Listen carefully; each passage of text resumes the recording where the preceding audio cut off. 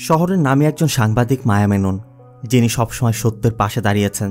কিন্তু এক রাতে ক্লান্ত চোখ আর তাড়াহুড়ো তাকে এমন এক পথে ঠেলে দেয় যা তার জীবনটাকে চিরদিনের জন্য পাল্টে দেয়। মায়ের কারের নিচে এক তরুণী চাপা পড়ে, কিন্তু মায়া তাকে না বাঁচিয়ে আতঙ্কে সেখান থেকে পালিয়ে যায়। পরবর্তীতে মায়া জানতে পারে ওই মেয়েটি বেঁচে আছে। তাই মায়া নিজের দোষটাকে গোপন রেখে ওই মেয়ের চিকিৎসার সকল দায়িত্ব নিয়ে নেয়। কিন্তু সত্যকে ঢেকে রাখলেই কি অপরাধ মুছে যাবে, নাকি সেই অপরাধ কোনো একদিন দরজায় এসে কড়া নাড়বে? আর এই সত্যের মুখোমুখি হতে গিয়ে মায়াকে কি ফেস করতে হবে এবং এর পরিণামই বা কী হবে, জানতে শেষ পর্যন্ত দেখতে থাকুন। হ্যালো ফ্রেন্ডস, দিস ইজ প্লাবন অ্যান্ড ওয়েলকাম টু প্লাবন ওয়ার্ল্ড। বলছি হিন্দি ভাষায় মুক্তি পাওয়া ক্রাইম ড্রামা থ্রিলার মুভি জলসার কথা। এই মুভিটি শুধুমাত্র থ্রিল উপভোগী নয়, মুভির শেষে এমন কিছু মেসেজ দেওয়া হয়েছে যেটা প্রতিটি মানুষেরই জানা উচিত। মুম্বাইয়ের কোনো একটি রাস্তা, সময় তখন প্রায় রাত ৩টা। আলিয়া তার বন্ধু রিজওয়ানকে নিয়ে বাইক রাইড করতে বের হয়েছে। তারা অনেকক্ষণ রাইড করে একটি ওভার ব্রিজের নিচে বাইক রেখে ব্রিজের উপর গিয়ে স্মোক করছিল। রিজওয়ানকে স্মোক করতে দেখে আলিয়াও স্মোক করতে শুরু করে।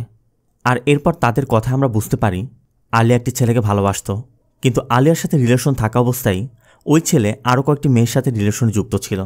মানে সে আলিয়াকে ধোঁকা দিয়েছে। এই জন্য আলিয়ার মন ভেঙে গিয়েছিল। আর আলিয়ার মন ভালো করাতেই রিজওয়ান তাকে নিয়ে রাইডে বের হয়েছে।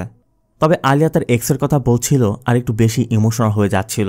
আর রিজওয়ানও তখন এই সুযোগটা কাজে লাগানোর চেষ্টা করে। তবে রিজওয়ান যখনই আলিয়াকে কিস করতে যাবে তখনই আলিয়া বুঝতে পারে যে রিজওয়ানও এমনই একজন। এই জন্য আলিয়া সেখান থেকে চলে যাচ্ছিল। রিজওয়ানও বারবার বোঝানোর চেষ্টা করছে যে আমি ভুলবশত করে ফেলেছি। তবে যখনই আলিয়া রোড ক্রস করতে যাবে তখনই আচমকা একটি গাড়ি এসে আলিয়াকে চাপা দিয়ে বসে। তবে এই গল্পের পিছেও একটি গল্প আছে, চলুন আগে সেটাই জেনে আসি। সিন চলে যায় একটি নিউজ চ্যানেল অফিসে।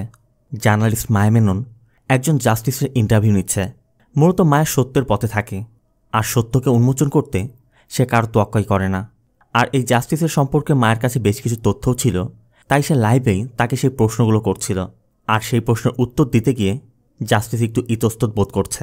এই জন্য সে প্রোগ্রামের মাঝেই উঠে যেতে যাচ্ছিল, কিন্তু লাইভ চলছে দেখে সে নিশ্চুপ বসে আছে। মায়া কোনো কথা বলছে না। আর তাদের নীরবতা এটাই প্রমাণ করছে সত্যটাকে চাপা দেওয়া হচ্ছে। ইনি মায়ের কলিগ অমর। মূলত ওই জাস্টিসকে অমরই ইনভাইট করেছে। কিন্তু মায়া যে ওই জাস্টিসকে এমন প্রশ্ন করে বসবে অমর নিজেও সেটা জানতো না। তবে অমর এতটুকু জানে মায়ের দ্বারা এগুলো সম্ভব। সিন চলে যায় মায়ের বাড়িতে। এই যে ছেলেটিকে দেখছেন মায়ের একমাত্র ছেলে আয়ুষ। আয়ুষ ছোট থেকে অটিস্টিক শিশু। মায়ের বাড়িতে তার ছেলে এবং মা আছে। আয়ুষের একটি ফেসবুক পেজ আছে যেখানে 700 লাইক পড়েছে। এই জন্য আয়ুষ তার ফলোয়ার্সদের জন্য ভিডিও তৈরি করছিল। তখনই মায়া কল করে। মায়া আয়ুষকে বোঝায় যে এখন তোমার হোমওয়ার্কের টাইম, তুমি গিয়ে হোমওয়ার্ক করো। সাথে মায়া তার মাকেও বলে যে আজ একটি স্টোরির কাজ করতে আমার বাড়ি ফিরতে রাত হবে, তাই রুকসানাকে আজকে বাড়িতে রেখে দাও। আর এই হচ্ছে রুকসানা, মায়াদের বাড়ি রান্নাবান্না করে। আয়ুষ যখন ছোট ছিল রুকসানা তখন থেকে এখানে কাজ করছে। আর আয়ুষকে সে নিজের সন্তানের মতো করে বড় করেছে। এমনকি আয়ুষ অন্যদের কথা না শুনলেও রুকসানার কথা কখনোই ফেলতে পারে না, কারণ রুকসানা আয়ুষকে বোঝে এবং আয়ুষকে বোঝাতেও পারে। এ হচ্ছে রুকসানার স্বামী জাবেদ, ফিল্ড ফার্মের একটি পিকআপ চালানোর কাজ করে। এরা রুকসানার মেয়ে আলিয়া আর রুকসানার ছেলে ইমাদ। আলিয়া তার মাকে কল করে বলছিল, মা সামনে আমার পরীক্ষা, ইমাদ ঘরে থাকলে আমি পড়তেই পারছি না। রুকসানা বলছিল তাহলে তুই এখানে এসে পড়াশোনা কর। রুকসানা বলে এসিতে আমি থাকতে পারি না, এইভাবে চললে কিন্তু ফেল করব। রুকসানা বলে ঠিক আছে, তুই তোর বাবাকে বল ইমাদকে এখানে দিয়ে যেতে, তুই ঘরে বসে পড়াশোনা কর। আর আমি তোর আন্টিকে বলছি রাতের খাবার দিয়ে যেতে। যদিও আলিয়া পড়াশোনার কথা বলছে, ইমাদ ঠিকই জানে আলিয়া মিথ্যা বলছে। ইমাদ বলছিল আমি সবই জানি, তুই যদি আমাকে চকলেট দিস তাহলে আমি কাউকে বলবো না। অন্যদিকে মায়া অমরের অফিসে বসে কথা বলছে। মূলত অমর জাস্টিসকে কথা দিয়েছিল কোনোরকম আনওয়ান্টেড প্রশ্ন করবে না, কিন্তু মায়া সেটাই করেছে। এখন ওই জাস্টিসকে অমর কীভাবে মুখ দেখাবে? অমর কথা বলছিল আর ড্রিঙ্ক করছিল। মায়াও তখন গল্পে গল্পে অমরের গ্লাস থেকে 2 ঢোক খেয়ে নেয়। তবে তখনই মায়ের ড্রাইভার আসে। মায়া বলে আপনি চাবি রেখে চলে যান, আমি ক্যাব নিয়ে যাব। আবার মায়ের ড্রাইভারের একটি কাজের কারণে কাল সে আসতে পারবে না। অন্যদিকে রুকসানার কথা মতো জাবেদ ইমাদকে নিয়ে রুকসানার কাছে দিয়ে আসে। আর ইমাদ আগে ওখানে এসেছে। ইমাদ যখন এখানে আসে আয়ুষের সাথে একসাথে খাবার খায়, একসাথে গেমস খেলে, একসাথে সময় কাটায় এবং পড়াশোনা করে। প্রতিবারের মতো এবারও তাই করছে। তবে যার জন্য ইমাদের এখানে আসা মানে আলিয়া ঘরে বসে পড়া বাদ দিয়ে ফোনে মেসেজ করে যাচ্ছে। মূলত আলিয়া রিজওয়ানকে মেসেজ করছিল। মূলত রিজওয়ান এবং আলিয়া কোথাও ঘুরতে যাওয়ার প্ল্যান বানাচ্ছে। আর এই জন্যই আলিয়া চালাকি করে ইমাদকে এখান থেকে দূরে সরিয়ে দিয়েছে, কারণ রুকসানাও যেহেতু আসতে পারবে না, আবার তার বাবারও নাইট ডিউটি, একমাত্র ইমাদ বাড়িতে। ইমাদকে সরিয়ে দিলে সব ক্লিয়ার। আবার আলিয়ার আন্টিও বসে আছে, তাই আলিয়া তার আন্টিকে বলে, আন্টি আপনি আমাকে নিয়ে চিন্তা করবেন না, আপনি চলে যান, আমি দরজা বন্ধ করে পড়াশোনা করি। এরপর আলিয়ার আন্টি চলে যেতেই আলিয়া রেডি হয়ে বাইরে থেকে ঘরের তালা দিয়ে রিচনের সাথে বের হয়ে যায়। এদিকে মায়ের অফিসে যে প্রজেক্টের জন্য অপেক্ষা করছিল সেটা আজকের মতো শেষ, এই জন্য মায়া বের হচ্ছিল। অমর তখন তার ডেস্কের মধ্যে ঘুমিয়ে পড়েছে, এই জন্য মায়া তার কারের চাবি নিয়ে নিচে আসে। মায়া একটি উবার নেওয়ার চেষ্টা করে, কিন্তু উবার থেকে বারবার ট্রিপ ক্যান্সেল করে দিচ্ছিল। এই জন্য মায়া আর দেরি না করে নিজেই কার ড্রাইভ করে বাড়ি যাচ্ছিল। তবে অনেক রাত হয়ে গেছে, সারাদিন কাজের পর রাত থেকে কাজ করা, তারপর আবার ড্রিঙ্ক করেছে, এই জন্য মায়ের চোখটা বারবার বন্ধ হয়ে যাচ্ছিল। তারপরও মায়া অনেক রিস্ক নিয়ে ড্রাইভ করে যাচ্ছে। তবে এভাবে কিছুক্ষণ যাওয়ার পর হঠাৎ মায়ের চোখ বন্ধ হয়ে যায়, আর তখনই আচমকা আলিয়া এসে পড়ায়। মায়া আলিয়ার ওপর দিয়ে কার চালিয়ে দেয়। তবে কিছু দূরে এসেই মায়া কারটিকে ব্রেক করে ফেলে। ঘটনাটি এতটাই আচমকা ঘটে গিয়েছে, মায়া বুঝতে পারছে না সে কী করে বসেছে। এদিকে অ্যাক্সিডেন্ট ঘটার সাথে সাথে রিচনও আতঙ্কে তার বাইক নিয়ে দ্রুত সেখান থেকে পালিয়ে যায়। আলিয়া তখন রক্তাক্ত অবস্থায় রাস্তার পাশে পড়ে আছে। মায়া অনেকক্ষণ চিন্তাভাবনা করে কার থেকে না নেমেই সেখান থেকে দ্রুত পালিয়ে যায়। আলিয়া তখনও রাস্তায় পড়ে ছটফট করছে। মায়া দ্রুত তার অ্যাপার্টমেন্টে চলে যায়। তবে লিফটে ওঠার সময় মায়ের হাত পা কাঁপছিল। মায়ের শুধু ওই অ্যাক্সিডেন্টের কথা মনে পড়ছে। সে এতটাই আতঙ্কিত যে লিফটে কল দিবে সেটা পর্যন্ত ভুলে গেছে। এরপরই মায়া লক্ষ্য করে কারের দরজা খোলা। তাই মায়া যখন কারের দরজা বন্ধ করতে যায়, মায়া লক্ষ্য করে সামনের গ্লাস ভেঙে গেছে। মানে আলিয়া যখন কারে হিট হয়েছিল তখন আলিয়ার মাথায় লেগে গ্লাসটি ভেঙেছে। গ্লাসের সাথে আলিয়ার রক্তও লেগে আছে। মায়ের সাথে সাথে পুরো কারটিকে কভার করে ফেলে। আর এরপর দ্রুত ফ্ল্যাটে ফিরেই হাতে থাকা রক্ত পরিষ্কার করে। এত রাতে মায়ের রুমে লাইট জ্বলছে দেখে রুকসানা জানতে চাচ্ছিল কোনো সমস্যা হয়েছে কিনা। তবে মায়াকে দেখে বোঝাই যাচ্ছিল মায়া কোনো বিষয় নিয়ে খুব আতঙ্কিত। মায়া রুকসানাকে ঘুমাতে বলে দরজা বন্ধ করে নিচের বেডে বসে ওই ঘটনার কথা কল্পনা করছিল। অন্যদিকে রিজনও সেখান থেকে পালিয়ে আলিয়ার জন্য চিৎকার করে কান্না করছে, কারণ ঘটনাটা এমনভাবে ঘটেছে ওই সময় ওখানে যে থাকবে সেই ফেঁসে যাবে। তবে তারা দুইজনই যদি ওই মুহূর্তে আলিয়াকে উদ্ধার করে হসপিটাল নিয়ে যেত, হয়তোবা আলিয়াকে বাঁচানো সম্ভব হতো। এরপর সকাল 6টা বাজতেই জাবেদের কল পেয়ে রুকসানা ছেলেকে নিয়ে হসপিটালে গিয়ে দেখে বিভৎস অবস্থায় আলিয়াকে অপারেশন থিয়েটারে নিয়ে যাওয়া হচ্ছে। আলিয়ার এমন অবস্থা দেখে চেনারও কোনো উপায় নেই। আর মেয়ের এমন অবস্থা দেখে রুকসানা পুরোই হতভম্ব হয়ে গেছে। আবার অন্যদিকে মায়েরও ঘুম ভেঙেছে। মায়া বাইরে এসে দেখে আয়ুষ খেলা করছে। আর এরপর মায়া তার মায়ের কাছে জানতে পারে রুকসানা কোনো একটি কাজে আর্জেন্ট বেরিয়ে গেছে, আজ আসতে পারবে না। এরপর মায়া তার ফোন থেকে গুগল করে চেক করে দেখে যে গতকাল রাতে কোনো অ্যাক্সিডেন্ট কেস রিপোর্ট হয়েছে কিনা, বা তার নামে কোনো অ্যাক্সিডেন্ট কেসের খবর এসেছে কিনা। কিন্তু এমন কোনো নিউজ এখনও আসেনি। এতে করে মায়া বুঝতে পারছে হয়তো ব্যাপারটি এখনও জানাজানি হয়নি। তবে মায়া যে রুকসানার মেয়ে আলিয়াকে চাপা দিয়ে এসেছে, মায়া এখনও বিষয়টি জানে না। অন্যদিকে জাবেদ ছেলেকে নিয়ে থানায় গিয়ে আলিয়ার অ্যাক্সিডেন্টের বিষয়ে একটি কমপ্লিট রিপোর্ট করায়। তবে রিপোর্ট করার সময় কনস্টেবলরা বারবার জানতে চাচ্ছিল রাত 3টায় ও কোথায় গিয়েছিল, বা ওর কোনো বয়ফ্রেন্ড আছে কিনা। অবশ্য এই ব্যাপারে জাবেদ কোনো তথ্যই দিতে পারছিল না। আবার এদিকে মায়া অফিসে যাচ্ছে। তবে রাস্তায় পুলিশ দেখেও মায়ের কেন যেন ভয় হচ্ছে, মনে হচ্ছে তাকেই হয়তো ধরতে আসছে। আবার অফিসে পৌঁছেও কেউ কিছু জিজ্ঞেস করলেও মায়ের কাছে আতঙ্ক মনে হচ্ছে। মায়া ভাবছে হয়তোবা কেউ ওই অ্যাক্সিডেন্টের কথাটি তাকে এসে বলবে। মায়া অমরের সাথেও বিষয়টি শেয়ার করে। মায়া বলে, আমি এখন পুলিশের কাছে গিয়ে সব সত্যিটা খুলে বলবো, কারণ আমি তো গত রাতে শুধুমাত্র এক ঠোক খেয়েছিলাম, আমি তো আর ড্রাঙ্ক অবস্থায় গাড়ি চালাইনি। ও তো আচমকা আমার গাড়ির সামনে এসে পড়েছিল। অমরের কথা তোমার কি মনে হয়? তোমার কথা কেউ বিশ্বাস করবে? তুমি বুঝতে পারছো এই নিউজ প্রকাশ পাওয়া মাত্র কী অবস্থা হবে? আর তুমি তো এটা ইচ্ছা করে করনি। এখন পর্যন্ত তোমার কাছে কোনো কল আসেনি, তার মানে কেউ হয়তোবা তোমার অ্যাক্সিডেন্টের বিষয় এখনও জানে না, তাই নিজে থেকে কোনো কিছু করতে যেও না। ঠিক তখনই মায়ের মা কল করে আলিয়ার বিষয়টি জানায়। আর তখনই মায়া বুঝতে পারে আসলে মায়া কার অ্যাক্সিডেন্ট করেছে। তবে শোনা মাত্রই মায়া হসপিটালে ছুটে যায়। তবে মায়া হসপিটালে গিয়ে দেখে আলিয়া এখনও জীবিত, তবে অবস্থা খুবই ক্রিটিক্যাল। এই জন্য মায়া দ্রুত আলিয়াকে এই গভর্নমেন্ট হসপিটাল থেকে একটি প্রাইভেট হসপিটালে শিফট করায়। যাওয়ার সময় অ্যাম্বুলেন্সে রুকসানা বলছিল ফুটপাতের এক দোকানদার ওকে পড়ে থাকতে দেখে রিকশায় করে হসপিটালে নিয়ে এসেছিল। গতকাল রাতে যদি জোরপূর্বক ওকে আমি নিয়ে যেতাম তাহলে হয়তো বা আজ এই অবস্থা হতো না। এর মধ্যে মায়ের মার কল আসে। মায়া তার মার সাথে কথা শেষ করলে রুকসানা জানতে চায় আয়ুষ বাবা খাবার খেয়েছে। রুকসানার মেয়েটার এমন অবস্থা, তার মধ্য থেকে রুকসানা এখনও আয়ুষের খবর নিচ্ছে। মায়াও কি বলবে কি করবে কিছুই বুঝতে পারছে না, কারণ মায়া তো একটা অপরাধী, না পারছে তার অপরাধ স্বীকার করতে, না পারছে নিজের মধ্যে আটকে রাখতে। হসপিটালে পৌঁছানো মাত্রই আলিয়াকে আইসিইউতে নিয়ে যাওয়া হয়। ক্যাবিনে গিয়ে মায়া রুকসানাকে বোঝায় আজ রাতের মতো আইসিইউতে থাকবে, কাল পর্যন্ত কেবিনে শিফট করে দিবে। তবে মায়া রুকসানার কাছে জানতে চায় রুকসানা কিছু খাবে। সাথে সাথে রুকসানা মায়ের দিকে তাকিয়ে অঝরে অশ্রু ঝরাতে থাকে। আর এই মুহূর্তটা শুধুমাত্র একজন মায় রিলেট করতে পারবে। এরপর মায়া বাড়িতে চলে যায়।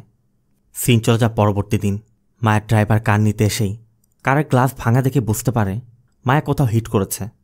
তবে চাবি নেওয়ার সময় মায়া কোনো কথা বলছিল না। ড্রাইভার শুধু বলে যায় আপনি চিন্তা করবেন না, সব কিছু আমি দেখব।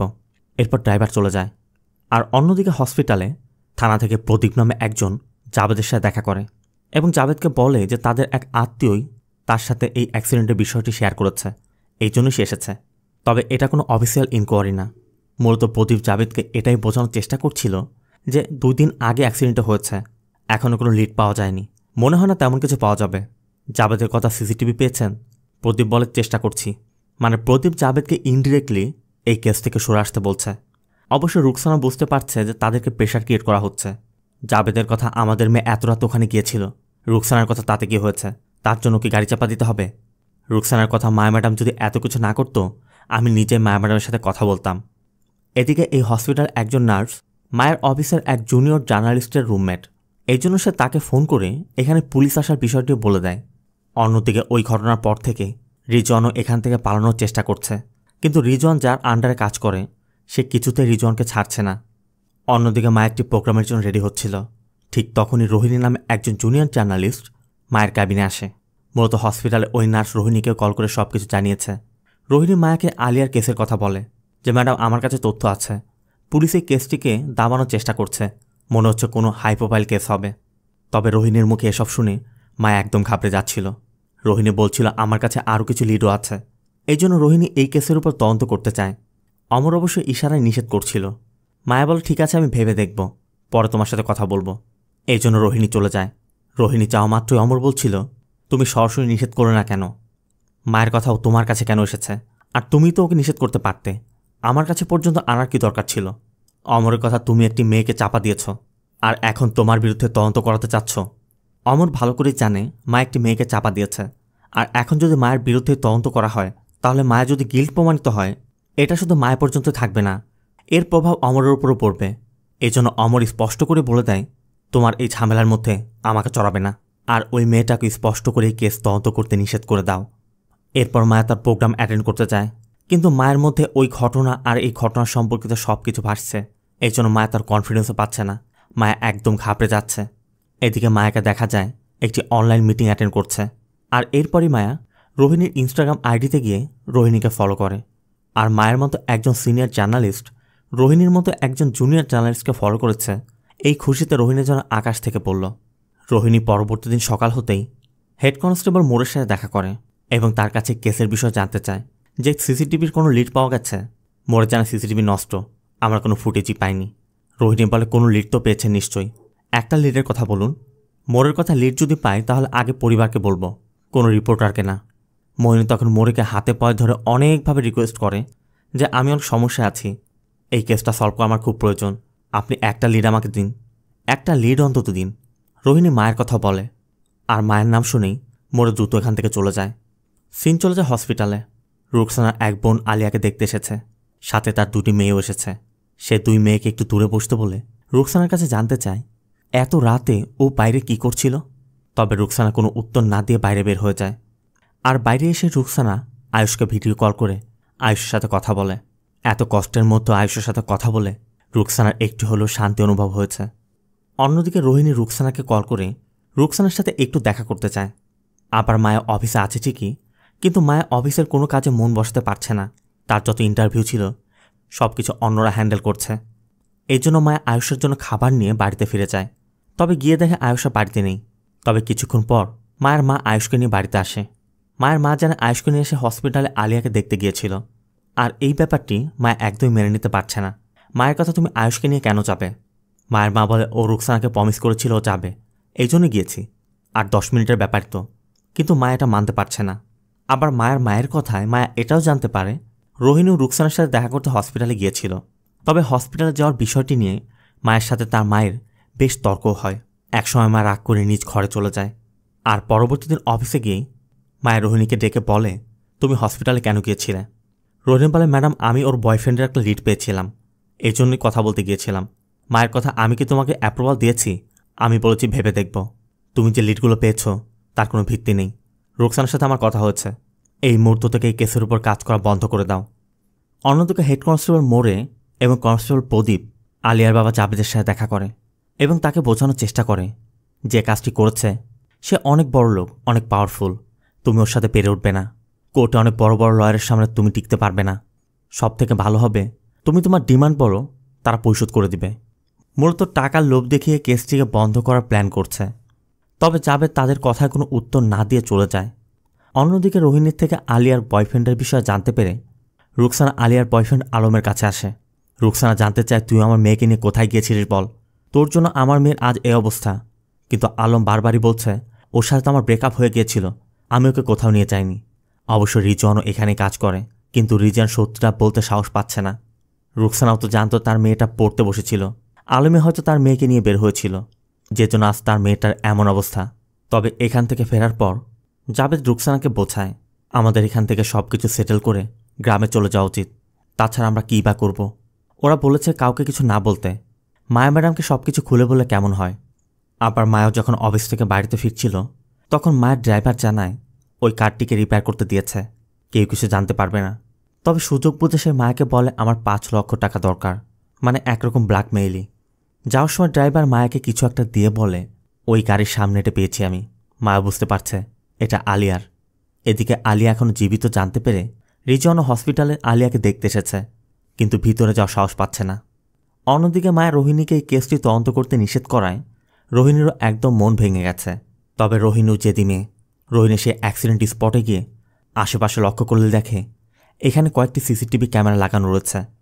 আর পরবর্তী দিন মায়া যখন একটি প্রোগ্রাম হোস্ট করতে যাচ্ছিল ঠিক তখনই রোহিণী মায়ের হোয়াটসঅ্যাপে একটি ভয়েস মেসেজ পাঠায়। মায়া সেটি প্লে করে দেখে রোহিণী বলছে, অ্যাক্সিডেন্ট স্পটের পাশে একটি দোকানের সিসিটিভি ফুটেজ আছে, বিকেল পর্যন্ত আমি পেয়ে যাব। ওই ফুটেজটা আপনাকে দিয়ে আমি এই কেসের উপর কাজ করা বন্ধ করে দিব। আর এটা শোনা মাত্রই মায়ের হাত পা কাঁপতে শুরু করে। মায়া প্রোগ্রামটি হোস্ট করতেই পারছে না। মায়া বুঝতে পারছিল সে হয়তোবা ধরা পড়ে যাবে। এই জন্য মায়া তার এক্স হাজব্যান্ড আনন্দের সাথে দেখা করে এবং আনন্দকে বলে, আমার যদি কিছু হয়ে যায় দয়া করে তুমি আয়ুষকে তোমার কাছে নিয়ে এসো। মায়ের সাথে ডিভোর্স হওয়ার পর আনন্দ একটি রাশিয়ান মেয়েকে বিয়ে করেছে, তাদের একটি সন্তানও আছে। অন্যদিকে প্রদীপ আর মোড়ে জাবেদ এবং রুকসানাকে নিয়ে সেটেলমেন্টে বসেছে। রুকসানা 25 লক্ষ টাকা দাবি করে। প্রদীপের কথা এটা কীভাবে সম্ভব? ওরা ভালো মানুষ, এজন্যই নিজে থেকে সেটেলমেন্ট করতে এসেছে। আকাশ পাতাল দাবি করলে তার হবে না। আমরা তোমাদের হেল্প করতে এসেছি, এখানে আমাদের কোনো লাভ নেই। রুকসানা বলো, তাহলে হেল্প করো, আমাকে বলো ওই রাতে কে গাড়ি চালাচ্ছিল। মোড়ে তখনও বোঝানোর চেষ্টা করছে, কোর্ট কাছারি ঝামেলা করতে গেলে তোমাদেরই মান সম্মান যাবে, তখন কিছুই পাবে না। রুকসানা বলে, ঠিক আছে, আমি মায়া ম্যাডামের সাথে কথা বলে তারপর একটা সিদ্ধান্ত জানাবো। অন্যদিকে রোহিণীর হাতে ওই সিসিটিভি ফুটেজ এসে পড়েছে। রোহিণী ওই ফুটেজ থেকে কারের নম্বর নিয়ে ওয়েবসাইটে চেক করে দেখে এই কারটি মায়ের নামে রেজিস্টার করা। এমনকি ওই রাতে মায়া নিজে ওই কারটি চালাচ্ছিল সেটা ফুটেজে স্পষ্ট দেখা যাচ্ছে। আর এটা দেখা মাত্রই রোহিণী ভয়ে অফিস থেকে বের হয়ে চলে যায়। অন্যদিকে মায়া শুধু আতঙ্কে দিন পার করছে। মায়া তার স্বপ্নেও রুকসানাদের দেখছে। এরপর সকালবেলা মায়ের মা জানায় রুকসানা আয়ুষের সাথে দেখা করতে আসছে। মায়ের কথা ওরা হসপিটাল থেকে আসছে, আয়ুষের ইনফেকশন হতে পারে, আয়ুষের সাথে দেখা করতে দেওয়া যাবে না। মায়ের মাও ভালো করে জানে যে মায়ের সাথে তর্ক করে সে জিততে পারবে না, তাই সে নিজে হার মেনে চলে যায়।